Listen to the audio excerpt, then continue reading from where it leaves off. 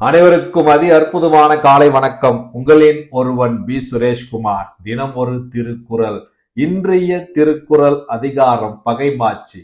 குறள்: நீங்கான் வெகுளி நிறையிலன் எஞ்ஞான்றும் யாங்கனும் யாருக்கும் எளிது. குறளின் 864. குறளின் விளக்கம்: சினத்தையும் மனத்தையும் கட்டுப்படுத்த முடியாதவர்களை எங்கு வேண்டுமானாலும் எளிதில் தோற்கடித்து விடலாம் என்கிறார் வள்ளுவர்.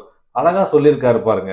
பகைமாட்சி அதிகாரத்துல தன்னுடைய சினம், தன்னுடைய கோபத்தையும் தன்னுடைய மனசையும் கட்டுப்படுத்த முடியாதவர்களை எங்கு வேண்டுமானாலும் எவர் வேண்டுமானாலும் எளிதில் அவர்களை தோற்கடித்து விடுவார்கள் என்கிறார். ஆமாங்க, எது வேணா நம்ம கட்டுப்படுத்த முடியாம இருக்கலாம். தன்னுடைய சினம், கோபத்தையும் தன்னுடைய மனசையும் கட்டுக்குள்ள வச்சுக்கணும். அப்படி கட்டுக்குள்ள வைக்கலன்னா நம்மளை யார் வேண்டுமானாலும் எளிதில் நம்மளை தோற்கடிச்சு விடுவார்கள்.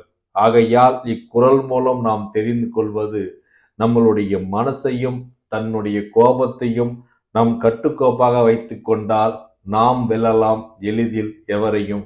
மீண்டும் திருக்குறள்: நீங்கான் வெகுளி நிறையிலன் எஞ்ஞான்றும் யாங்கனும் யாருக்கும் எளிது. திருக்குறள் கற்போம், வாழ்வில் உயர்வோம். நன்றி, வணக்கம்.